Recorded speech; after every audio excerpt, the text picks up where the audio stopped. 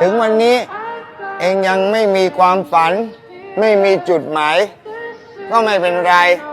เองทำวันนี้ให้ดีที่สุดด้วยการทำให้มันสุดตัวสุดหัวใจแล้วเองก็ค่อยรอวันหนึ่งวันที่เองคิดได้ว่าเองเนี่ยควรจะเลือกทางเดินแบบไหนฝันอะไรไว้